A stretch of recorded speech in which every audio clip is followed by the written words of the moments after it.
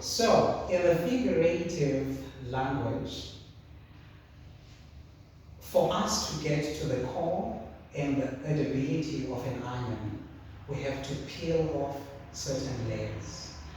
Well, my guest is certainly not an onion, but one thing I know for sure is that she is a multi-layered human being. Ladies and gentlemen, I've got with me Chumani Mtshixa.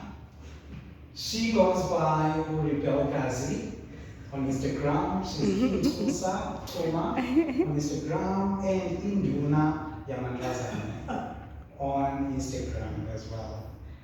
She cuts across all spectrums of being a human being.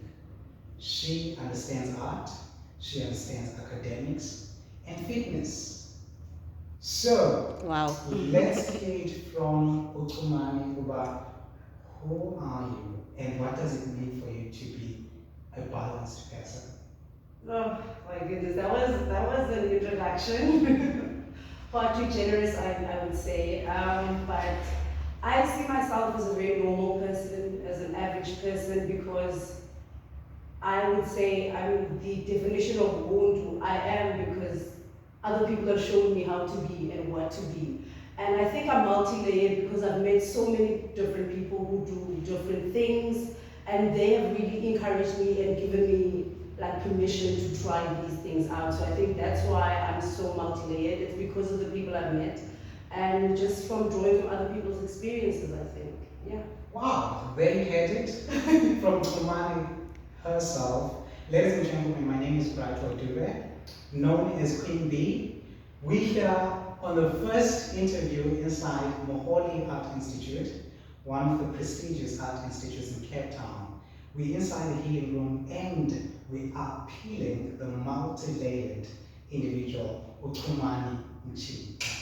I value this time like nobody's business. Right, so it's impossible for me to talk about Chumani Mtshixa without going into the activism work that she has done. Ladies and gentlemen, Chumani Mtshixa apparently made waves on the journalist with Helen Zille, right? This is the beauty of this show because we get to really get into someone and introduce certain things that they were not aware of, but it's all for a noble cause because that moment was a keen revelation of the strength that is in her as an activist, as a woman who stands up for other women in the community. Look, you are in this event who Helen Zille goes to the toilet and you listen to the conversation and you hear Helen Zille starts complaining about the small toilet sizes, right? And that gets to you and you go to Helen Zille and what you said was remarkable. You tell Helen Zille that you complain about small toilets, but yet you subject our parents to such atrocious living conditions. Tell me about it. How was that experience? And did you see the changes that you wanted to see? I think that experience for me felt very normal in the moment. Because I'm used to seeing women who speak truth to power. I'm used to seeing a man who will tell you what they think, be it good, be it bad. I'm just used to an honest people. I come from people who are honest about how they feel and who will tell you. So to me, it didn't feel like a catalyst moment or anything special.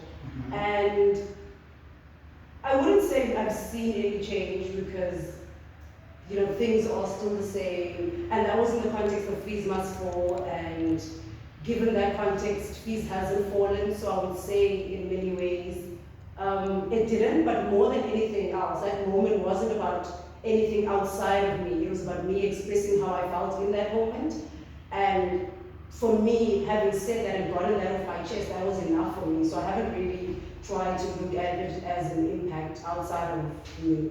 Yeah. Great. And there was a moment when Helen Zille touched you and you retaliated. So you're like,